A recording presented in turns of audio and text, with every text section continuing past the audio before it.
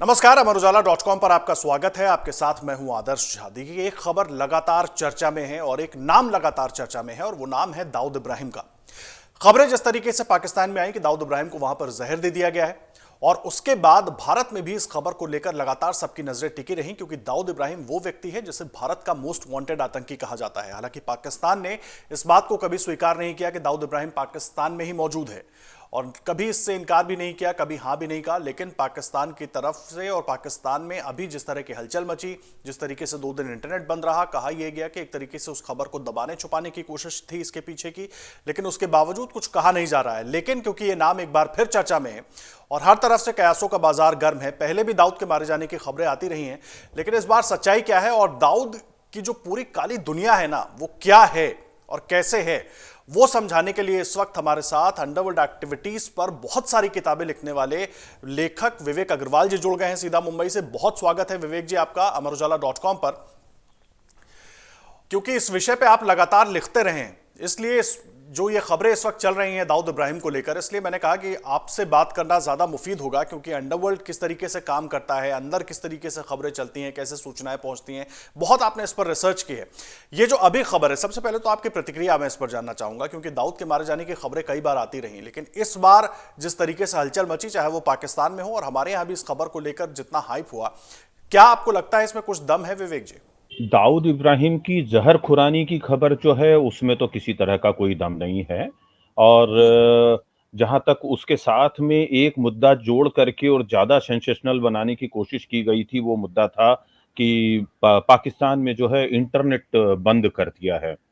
तो इंटरनेट बंद होने के पीछे के कारणों की तलाश और तफ्तीश जब हमने अपने स्तर पर की थी, तो पता चला था कि पूरा इंटरनेट बंद नहीं है, बल्कि वहां पर कुछ जो सोशल मीडिया प्लेटफॉर्म से उनका आउटेज था, यानी कि उनकी उन तक जो है वहां के पाकिस्तान के लोगों की रीच नहीं हो पा रही थी। तो मुद्दा उसमें ये नहीं है कि वो इस कारण से बंद हुआ है कि दाऊद इब्राहिम की मौत की खबर दबाने के लिए ये चीजें बंद की गई थी। उसमें ट्विटर था, फेसबुक था और एक दो तीन, लेकिन यूट्यूब जो है वो बरकरार जारी था। और कुछ अन्य जो सोशल मीडिया प्लेटफॉर्म्स हैं, खासतौर से मैसेजिंग एप्स हैं, जिनमें आपका व्हाट्सएप है और टेलीग्राम है, ये काम कर रहे थे। पाकिस्तान के जो सहाफ़ी हैं, पत्रकार हैं, वहाँ के लेखक हैं, उन लोगों से लगातार हिंदुस्तान की जो मीडिया है, वो इंटरैक्ट कर रही थी, बात कर रही थी, उनके लाइव जा रहे थे, उनके फ़ोनो जा रहे थे। तो इससे ये चीज़ तो साबित हो जाती है कि इंटरनेट आउटेज नहीं था। अगर इंटरनेट आउटेज होता, तो एक जो वहाँ की मशहूर ब्लॉगर एंड जर्नलिस्ट हैं लेडी, उन्होंने करीब 6-7 बजे के दरमियान ही यूट्यूब के ऊपर वो खबर भी शाया कर दी थी, दाऊद जी, की जहर खुरानी वाली। आरजू काजमी का जिक्र कर रहे हैं आप। उन्होंने कहा बाद में कि वीपीएन के जरिए मैंने ये वीडियो अपलोड किया। हाँ, वीपीएन भी अगर वो इस्तेमाल करना चाहे तो नहीं हो सकता। अगर किसी जी। कंट्री में अगर पूरी तरह से आउटेज होगा इंटरनेट का, क्योंकि इंटरनेट जो है वो एक सिंगल पाइपलाइन से एक कंट्री को डिलीवर होता है और उसके अलावा दूसरी और कोई अरेंजमेंट्स नहीं होती हैं, अनलेस एंड अनटिल आपके पास में डायरेक्ट सैटेलाइट जीपीआरएस अरेंजमेंट्स और इंटरनेट की व्यवस्था हो, जो कि निश्चित तौर पे आरजू के पास नहीं होगा। जी। तो ये जो चीज़ें हैं, ये इस तरह की जो व्यवस्थाएँ होती हैं, वो डिफेंस के पास होती हैं, या जो यूनिफ़ॉर्म फोर्सेस हैं, उनके पास में इस तरह की फैसिलिटीज़ होती हैं। आम तौर पे जो पत्रकार हैं, उनके पास इतनी ज़्यादा जो है वो मिलिट्री ग्रेड ऑपरेशंस के लिए इस्तेमाल होने वाली फैसिलिटीज़ नहीं होती हैं। एक वो बात है। और अगर मैं ये मान भी लूँ कि सरकार ने वहाँ की जो है ये सारे बंद किए थे, तो उसके पीछे एक और चौंकाने वाली खबर जो है, वो निकल कर सामने आ रही है, और वो ये है कि पाकिस्तान मिलिट्री का एक कोई बहुत ही सीनियर ऑफिसर जो है, वहाँ से पाकिस्तान से निकल कर के अब अमेरिका जा चुका है और उसने वहाँ पर शरण ले ली है। और अमेरिका ने इस बात से हालाँकि स्वीकार नहीं किया है, ना पाकिस्तान ने किया है, लेकिन ये खबरें जो हैं, ये पाकिस्तान से ही निकल कर हिंदुस्तान आई हैं। और ये जी। कहा जा रहा है कि उस खबर को दबाने के लिए ये सोशल मीडिया आउटेज करवाया गया था। ये मैं पुख्ता तौर पे नहीं बोल सकता, क्योंकि मेरे पास में भी उसके कोई पुख्ता सबूत नहीं है, लेकिन ये खबर आ रही है। तो दाऊद के साथ में उस आउटेज को जोड़ना इंटरनेट का, वो सही नहीं होगा। जी आदर्श। अच्छा, एक बात मुझे बताइए, मैंने ये सुना, मुझे जो जानकारी मिली उसमें कि कई बार जब आपने किताबें लिखी तो दाऊद के गुर्गों की तरफ से भी आपके पास फोन कॉल्स आए या उन्होंने आपसे संपर्क करने की कोशिश की, दूसरे एसएन डबल से जुड़े लोगों की तरफ से भी फोन कॉल्स आए। तो दाऊद की तरफ से किसी ने फोन किया तो क्या कहा गया आपसे, अगर आप साझा कर पाए तो? मुझे जो है मेरी पहली किताब जो थी मुंबई और उसका जो सीक्वल आया था मुंबई रिटर्न्स, उस पे हम्म। पहली किताब में हमने दाऊद इब्राहिम की वो तस्वीर शाया की थी, छापी थी, जो कराची में उनके घर के अंदर खड़े हुए हैं। और दूसरी जो किताब है उसमें अली बुदेश की तस्वीर थी। हालांकि वो दोनों हम्म। तस्वीरें एक ही थी, उन दोनों ने एक साथ वो तस्वीर खिंचवाई थी, लेकिन हमने दोनों किताबों को बराबर वजन और महत्व देने के लिए अलग अलग काट करके वो तस्वीरें छापी थी। हम्म। उस तस्वीर के ऊपर मुझसे तो सीधे किसी ने बात नहीं की, हालाँकि इंटेलिजेंस से मुझे काफ़ी फ़ोन आए थे उस तस्वीर को लेकर के। लेकिन डी गैंग से मुझे मतलब सीधे किसी से कोई वो बात नहीं हुई। हालाँकि छोटा शकील ने ज़रूर दिल्ली में एक व्यक्ति को फ़ोन करके कहा था कि विवेक भाई ने ये तस्वीर छापकर ठीक नहीं किया। तो हम्म। उसके अलावा जो है दाऊद गिरोह के कुछ लोगों ने फ़ोन करके ये हाँ, बात जानने की कोशिश की थी कि ये तस्वीर मुझे कैसे हासिल हुई। हालाँकि हम्म। उनको भी मालूम था कि वो एक ऐसी कोशिश कर रहे हैं जो कि किसी काम की नहीं होगी, क्योंकि सबको पता है कि एक क्राइम रिपोर्टर, एक इन्वेस्टिगेटिव हम्म। जर्नलिस्ट जो है, कभी भी अपने सोर्सेस डिस्क्लोज़ नहीं करता है, चाहे किसी भी स्तर पे हो। अदालतों तक में हम लोग अपने जो है सोर्सेस कभी डिस्क्लोज़ नहीं करते। तो जी। किसी और को बताने की तो कोई स्थिति बनती नहीं है। तो आदर्श उन हालात में ये था, बाकी के जो विरोधी गिरोह हैं, उन लोगों की तरफ से भी अगर कुछ जानने की कोशिश की गई तो हमने उन्हें यही बहुत स्पष्ट तौर पे कहा कि माफ़ कीजिए, आप लोगों को सोर्सेज़ के बारे में नहीं बताया जा सकता, क्योंकि ये आप लोग समझते हैं कि एक सोर्स जो है उसका जीवन उतना ही महत्वपूर्ण है जितनी ये खबर महत्वपूर्ण है। और उस खबर हम्म। से भी ज़्यादा और मेरे से भी ज़्यादा जो है उस हमारे सोर्स पर्सन का जीवन और व्यक्तित्व को सँभालना और उसे हिडन रखना वो हमारे लिए आवश्यक होता है। तो हमने कभी भी किसी को इस बारे में बताना उचित नहीं समझा और अभी तक किसी को नहीं बताया है। नहीं, अहम बात है, लेकिन देखिए लगातार जिस तरीके से एजेंसीज की भी अगर बात करें, दाऊद इब्राहिम की कोई उनके पास रीसेंट फोटो नहीं है, इसको लेकर के भी सवाल उठते रहे हैं। और अभी जो खबर आई उसके बाद सबसे बड़ी एक चर्चा ये कि पाकिस्तान लगातार तो इनकार करता रहा है, भारत की तरफ से कई बार सवाल उठाया गया, सबूत देने की कोशिश की गई, लेकिन पाकिस्तान हमेशा इनकार करता रहा कि दाऊद पाकिस्तान में है। कहां पर है दाऊद? आपकी जानकारी क्या कहती है, पाकिस्तान में है या पाकिस्तान के बाहर है? दाऊद इब्राहिम पाकिस्तान के बाहर जाना अफ़ोर्ड नहीं कर सकता है, क्योंकि वो अभी स्टेट सिक्योरिटी सेफ्टी में है। उसके हम्म। आस-पास जो है आईएसआई का पूरा नेटवर्क लगा हुआ है जो कि उसको प्रोटेक्ट करता है। हम्म। पाकिस्तान भी ये नहीं चाहेगा कि दाऊद इब्राहिम जो है हिंदुस्तान के हाथ पड़े। वो किसी और हम्म। देश चला जाएगा और जिन अधिकांश देशों के साथ में हिंदुस्तान की एक्स्ट्राडिशन ट्रीटी है, अगर उनमें से किसी देश में चला गया तो और मुसीबत की बात है। किसी ऐसे देश में गया जहाँ एक्स्ट्राडिशन ट्रीटी नहीं है और वहाँ पर जिस तरह से ओसामा बिन लादेन को मारने की कवायद और कसरत की गई थी, उस तरह का कोई ऑपरेशन अगर इंडियन एजेंसीज़ ने चला दिया या कोई कॉवर्ट ऑपरेशन कर दिया, तो भी एक मुसीबत खड़ी हो सकती है। दाऊद इब्राहिम को कराची में मारने के लिए तो छोटा राजन गिरोह का जो एक गुर्गा है फरीद तानाशाह, उसने ही कम हम्म। से कम 6 बार पाकिस्तान जा कर के और कोशिशें की, लेकिन वो उसकी झलक या उसका साया तक नहीं देख पाए। क्योंकि वो हम्म। दाऊद इब्राहिम जिस तरह की 4 टियर, 5 टियर सिक्योरिटी में रहता है, उस सिक्योरिटी के बीच में उस तक पहुँचना असंभव काम है। वो जिस हम्म। कारों का काफ़िला या कारकैड का यूज़ करता है, वो उस तरह का है जो कि न केवल बुलेट प्रूफ है बल्कि bomb and rocket launcher proof है। तो उस तक पहुँचना और उसको मार गिराना वहाँ पे बेहद असंभव काम है। वो रहता तो वही कराची के क्लिफ्टन एरिया में मोइन पैलेस में ही हम्म। है, जो कि पूरी तरीके से एनफोर्स्ड कंक्रीट का बना हुआ बंगला है, जहाँ पर किसी भी किस्म की कोई गतिविधि जो है वो की नहीं जा सकती। तो वो जितना सुरक्षित पाकिस्तान में है, उतना सुरक्षित वो विश्व के किसी अन्य हिस्से में नहीं हो सकता। ये मेरा फर्म हम्म। बिलीफ है, ये मेरा पुख्ता तौर पे मानना है आदर्श। ये बहुत अहम बात आप कह रहे हैं, लेकिन एक चीज़ और मैं आपसे समझना चाहूँगा, क्योंकि अब इस पर हम बात कर रहे हैं थोड़ा विस्तार से और सबकी नज़र है। देखिए, भारत में जो कुछ दाऊद इब्राहिम ने किया, उसके बाद पाकिस्तान में जाकर शरण लिया, तमाम देशों से होता हुआ वो पाकिस्तान पहुंचा। लेकिन अभी की स्थिति के हिसाब से मैं ये समझना चाह रहा हूँ विवेक जी, इतना इंपॉर्टेंट दाऊद इब्राहिम पाकिस्तान के लिए क्यों है? या पाकिस्तान की मजबूरी है उसको संभाल कर रखना? दोनों ही चीजें हैं। पहली बात तो ये है कि दाऊद इब्राहिम को संभाल कर रखना पाकिस्तान के लिए इसलिए मजबूरी है क्योंकि अगर दाऊद खुदा न खास्ता हिंदुस्तान की एजेंसियों के पल्ले पड़ जाता है और उसके जरिए जो जानकारियां निकल करके आएंगी उससे पाकिस्तान जो है वो पूरी दुनिया में विश्व बिरादरी के सामने मुंह दिखाने के काबिल नहीं रहेगा। और दाऊद इब्राहिम समेत जो है हिंदुस्तान में जितना भी आईएसआई के जासूसों का जाल फैला हुआ है उसमें से एक बड़ा हिस्सा जो है तोड़ने में हिंदुस्तानी एजेंसीज जो है वो कामयाब हो जाएंगी। दूसरा ये है कि उनकी ये एक तो मजबूरी है। दाऊद की हम्म। मजबूरी का तो मैंने आपको बता ही दिया कि वो बाहर आना क्यों नहीं अफोर्ड कर सकता है। तो लिहाजा पाकिस्तान के लिए ये मजबूरी भी है और दूसरी तरफ उसकी ज़रूरत भी है।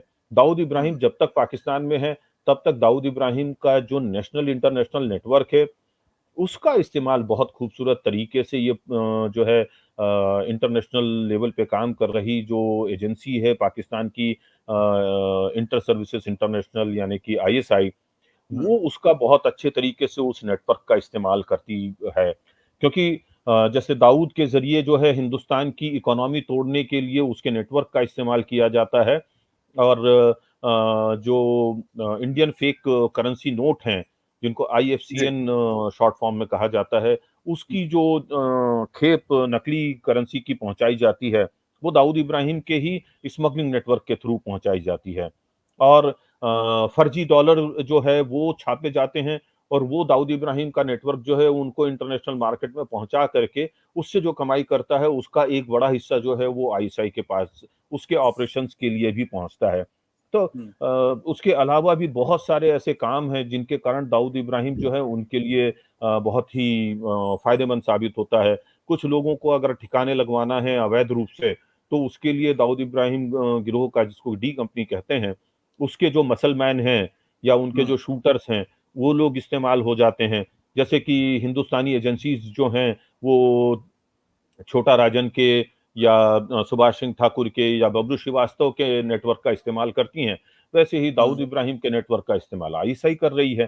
तो वाइस वर्सा ये एक्टिविटीज चल रही हैं और इसी वजह से दाऊद जो है वो पाकिस्तान के लिए न केवल बहुत महत्वपूर्ण है बल्कि उनकी एक मजबूरी भी है कि उसे अपने यहाँ पर शरण दिए रखें, उसको बचाते रहें।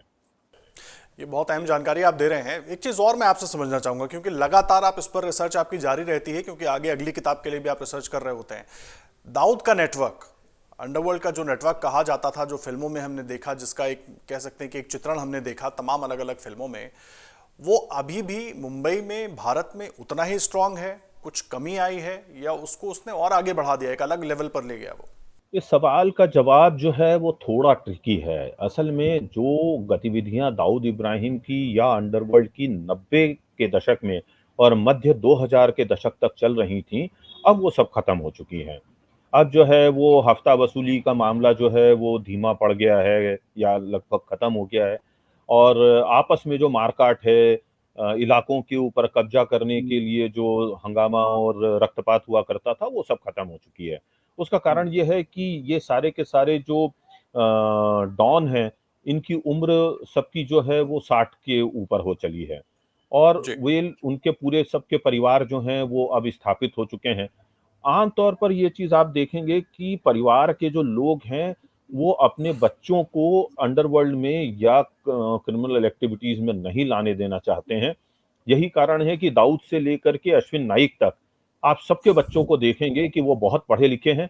उन लोगों ने अच्छे मतलब जो है या तो जॉब कर रहे हैं या फिर अपने-अपने बिज़नेस कर रहे हैं। किसी का बच्चा जो है वो पायलट बन चुका है, किसी का बच्चा जो है इंजीनियर बन चुका है, कोई डॉक्टर बन चुका है, कोई बड़े स्तर के नेशनल इंटरनेशनल बिज़नेसेस कर रहे हैं।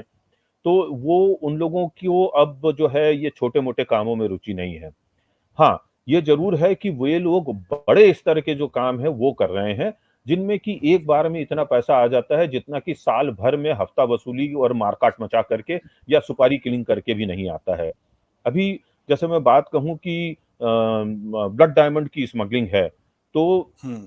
उत्तरी अफ्रीकी जो देश हैं, वहाँ से जो ब्लड डायमंड निकलता है, अगर उसकी 100 करोड़ की एक खेप हिंदुस्तान पहुँच जाती है अवैध रूप से, तो वो हम्म। सीधे जो है 50 से लेकर के 100 करोड़, 150 करोड़, 200 करोड़ तक का प्रॉफिट मार्जिन दे करके जाती है।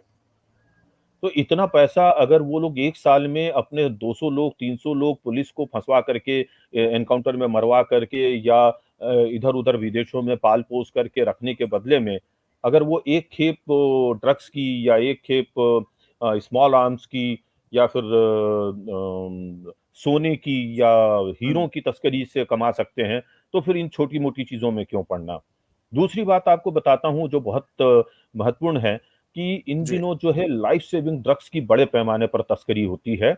हिंदुस्तान से भी बाहर जाते हैं और बाहर से हिंदुस्तान भी आते हैं। ऐसे कुछ ड्रग्स हैं जिनकी कीमत हिंदुस्तान में बहुत ज़्यादा है, कैंसर से रिलेटेड हैं या हार्ट अटैक में काम आने वाले कुछ स्पेसिफिक इंजेक्शंस हैं, जो कि 25,000, 30,000, 50,000 या 1 लाख रुपए तक की प्राइस के आते हैं। उन्हीं की कीमत जो है हमारे से 3-4 घंटे फ्लाइट के डिस्टेंस पे जैसे थाईलैंड है, वियतनाम है या कंबोडिया है, ऐसे छोटे-छोटे देशों में उनकी कीमत जो है 17-18,000 या 12,000 रुपए या 9,000 रुपए जैसी कीमत पे मिल जाते हैं। वही जो है वो हिंदुस्तान तस्करी के ज़रिए आकर के और बेचे जाते हैं, तो उसमें उनको 3 से 4 गुना प्रॉफ़िट होता है। तो वो काम करना वो लोग ज़्यादा मुफ़ीद समझते हैं, ना कि हम्म। अब इस छोटी-मोटी हरकतों में। एक बात ज़रूर है कि पूरे हिंदुस्तान में दाऊद इब्राहिम का जो है वो अम, ये कहना चाहिए कि संपत्ति का जो कारोबार है, बिल्डिंग कंस्ट्रक्शन हम्म। का जो बिज़नेस है, लैंड एक्विजिशन एंड सेल्स का जो बिज़नेस है, वो बहुत अच्छा फ़्लरिश कर रहा है। आपको ये बता दूँ कि डोंगरी और उसके आस-पास का जो इलाका है, उसमें पचासों इमारतें जो हैं, उनके ऊपर दाऊद गिरोह का कब्ज़ा है। मुंब्रा तो लगभग आधा हिस्सा मुंब्रा का जो है उस पर दाऊद इब्राहिम गिरोह ने उसको रीडेवलपमेंट करने के लिए उनके सौदे कर रखे हैं। तो एक बिल्डिंग भी अगर रीडेवलप होती है तो बड़े आराम से 100 से 500 करोड़ रुपए का प्रॉफिट मार्जिन दे करके जाती है। बिना किसी रक्तपात के, बिना किसी पुलिस के दखल दबाव के, बिना किसी एजेंसी के पचड़े और पंगे के, बिना किसी जेल और हम्म। कानूनी डंडे फटकारे हुए, जब वो लोग इतना पैसा कमा सकते हैं, तो हम्म। उन्हें ज़रूरत क्या है कि वो अब छोटे-मोटे काम करें। अब जो है उन्होंने अपने आप को उस लेवल तक एक्सपांड कर दिया है, जहाँ पर उन्हें इस तरह की छोटी-मोटी खून-खराबे की ज़रूरत नहीं है और बड़े आराम से वो लोग बड़ी मोटी कमाई जो है वो सालाना कर रहे हैं और ये कमाई जो है ये छोटी नहीं होती है, ये तकरीबन 1.5 से 2 लाख करोड़ रुपए साल के आस-पास है। जी। देखिए, दो और अहम सवाल हैं क्योंकि दोनों पक्ष की बात होनी चाहिए। एक पक्ष की बात तो आपने बताई, लेकिन अगर इतना बड़ा नेटवर्क और मैं अगर इसको ये जो प्रॉपर्टी की आप बात कर रहे हैं, प्रॉपर्टी डीलिंग जिस तरीके से हो रही है उसके जरिए जो फायदा हो रहा है, अगर सिर्फ इस पर ही नजर डालूं, इसको ही फोकस करके बात करूं, तो हमारी एजेंसीज क्यों नहीं इस नेटवर्क को तोड़ पा रही हैं या काफी हद तक तोड़ पाई, वहां तक नहीं खत्म कर पाई जहां पर होना चाहिए? ऐसे इस तरीके से भी देख सकते हैं क्या सिचुएशन को? भ्रष्टाचार ही शिष्टाचार है। ये जो हम्म। पंक्ति है, ये हमारे देश का अब नारा बन चुकी है, सूत्र वाक्य बन चुकी है। और हालात ये हैं कि प्रॉपर्टी के बिज़नेस में चाहे वो एक छोटा-सा आपको अपने लिए कॉटेज बनाना है, बंगला बनाना है या एक बड़े 10 लाख स्क्वायर फुट का पूरा कॉम्प्लेक्स डिज़ाइन करके बनाना है। हर मामले में प्रॉपर्टी बिज़नेस के अंदर जो है लैंड रेवेन्यू डिपार्टमेंट से लेकर के और नगर पालिकाओं तक जो है पूरा पैसे का ही खेल चलता है। ऐसे में हम्म। वो खुद ही बताते हैं कि आपको बचने-बचाने के लिए आपके पास क्या तरीके हैं। अब मैं एक हम्म। बहुत छोटी-सी चीज़ बताऊँगा कि किसी बिल्डिंग में अगर मुंबई की बात कर रहा हूँ मैं ख़ास तौर से, तो ये मुख्य सड़क पर उसका अगर मुख्य द गेट जो है, मेन गेट जो है वो खुल रहा है, तो उसके लिए टैक्सेशन बहुत हाई है। मैं कह लूँ कि अगर 30% है। हम्म। वहीं अगर बाईलेन में उसका मुख्य दरवाज़ा खुलता हुआ दिखा दिया जाए, तो उसके ऊपर टैक्सेशन जो है वो 4% है। हम्म। तो बीएमसी का अधिकारी, वहाँ का इंजीनियर खुद ही बताता है कि भाई अपने नक्शे में ये तब्दीली लाओ, तुम उस बाईलेन वाला जो गेट है, उसको अपना हम्म। मुख्य गेट दिखाओ और ये जो तुम्हारा मेन गेट की तरफ दरवाज़ा खुल रहा है, इसको फायर इवैक्यूएशन या इमरजेंसी गेट की तरह से दिखाओ।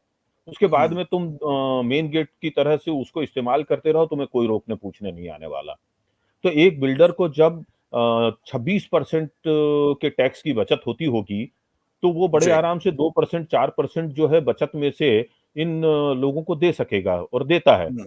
तो हुँ, ये जो सारी की सारी प्रक्रिया है, आज आप यहाँ चले जाएँ, क्या बोलते हैं,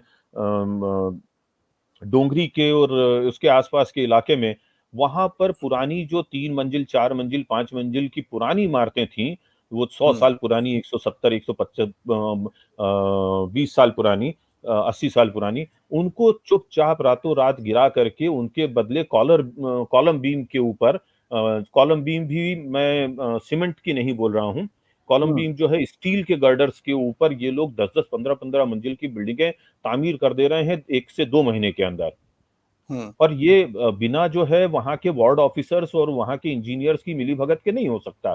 जी, तो ये सारा काम जो है वो बदस्तूर जारी है, भ्रष्टाचार के कारण जारी है और इसे कोई भी व्यक्ति रोकने की कोशिश नहीं कर रहा है, क्योंकि नीचे से ऊपर तक इस गंदी गंगा में सब नहा रहे हैं। और हर हुँ, व्यक्ति ये उससे उन लोगों से, वहाँ पे जो काम करने वाले डी गैंग के हों या किसी भी गैंग के आदमी हों या बिल्डर हों, उनसे हर व्यक्ति को अपना हिस्सा मिलता है। RTI activist, so called RTI activist, so called journalist से लेकर के पुलिस ऑफिसर्स तक, बीएमसी ऑफिसर्स तक सब लोगों को पैसा मिल रहा है। तो जब ये धन की इस कदर लूट मची है, तो जी। उसमें कानून और व्यवस्थाएँ कौन देखने वाला है? तो ये नेटवर्क कभी मुझे लगता नहीं कि आइंदा दिनों में भी टूट पाएगा।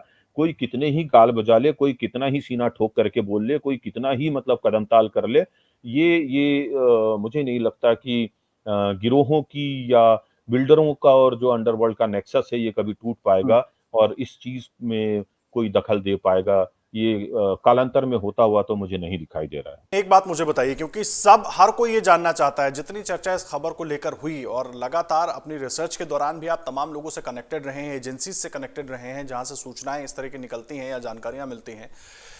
दाऊद जिंदा है या नहीं है, या एक बार फिर इस खबर के जरिए किसी और खबर को दबाने छुपाने की कोशिश की गई है? कैसे देख रहे हैं इस सिचुएशन को?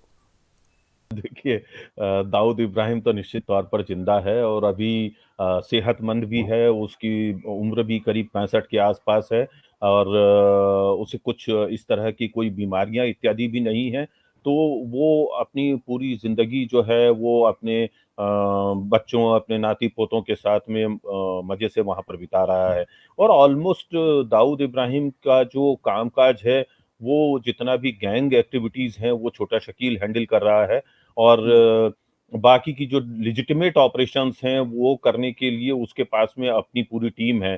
तो इसलिए उसके ऊपर कोई इस तरह का बर्डन या बोझ भी नहीं है, जिससे कि उसे किसी तरह की कोई मानसिक तौर पे दबाव हो, जिससे कि उसको किसी तरह की बहुत ऐसी लाइफ़स्टाइल डिज़ीज़ का भी प्रॉब्लम हो। हम्म, पिछले काफ़ी समय से जो है बार-बार ये चीज़ें होती रही हैं।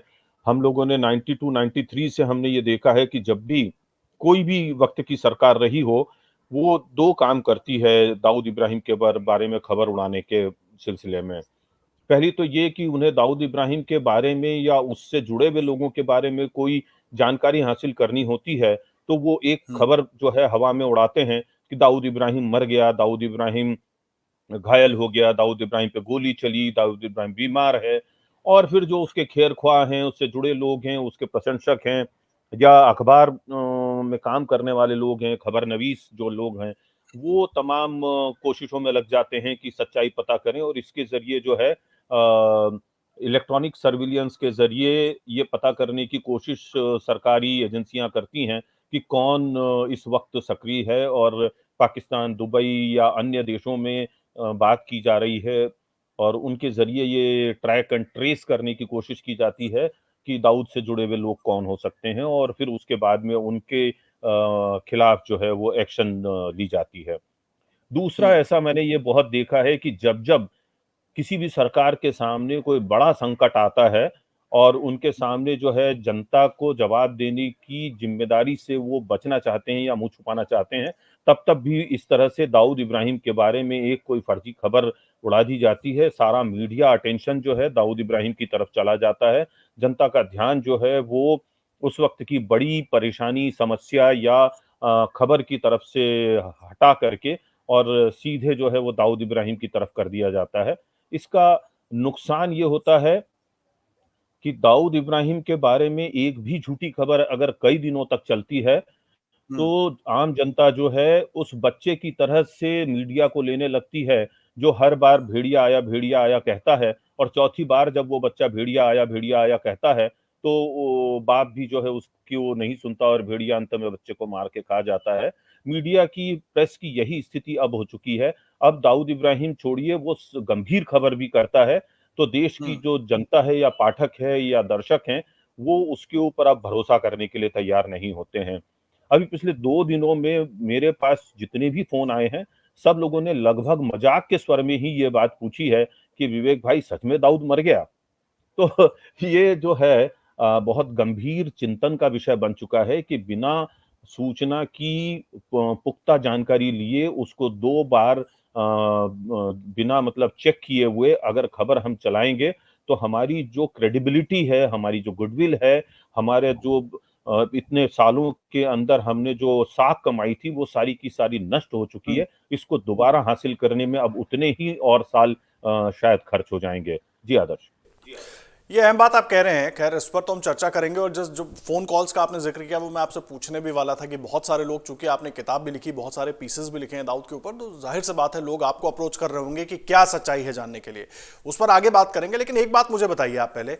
आप जर्नलिज्म से आप राइटर की तरफ आए, फिर ये अंडरवर्ल्ड कैसे इतना आपको भा गया कि आपने एकदम अंडरवर्ल्ड की पूरी रिसर्च कर डाली और उस पर इतनी सारी किताबें लिख दी? आदर्श, असल में हुआ ये कि मैं तो मध्य प्रदेश में जब पढ़ रहा था तभी से मैंने पत्रकारिता शुरू कर दी थी, और तब भी मेरा जो रुझान था वो सामान्य खबरों की तरफ नहीं था।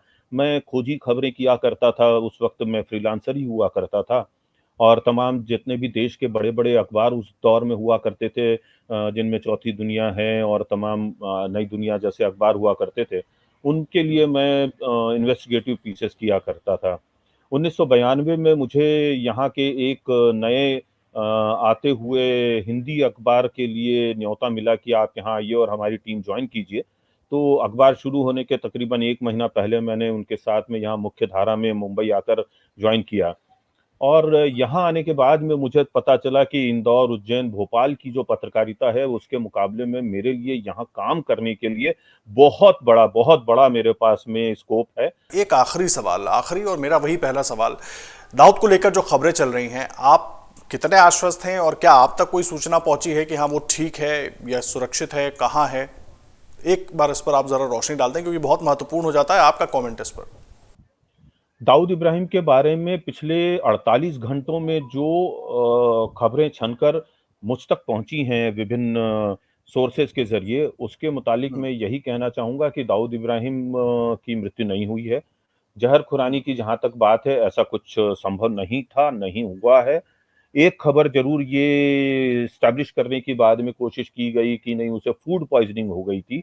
तो फूड पॉइज़निंग जैसी या बीमारी जैसी बात को भी जो है छोटा शकील ने एक महत्वपूर्ण मीडिया हाउस को दिए इंटरव्यू में नकार दी है, और ये भी साबित हो रहा है कि दाऊद जो है इस वक़्त पाकिस्तान में ही है, और कराची शहर में ही है, और अपने घर में ही वो बेहद सुरक्षित वातावरण में इस वक़्त मौजूद है।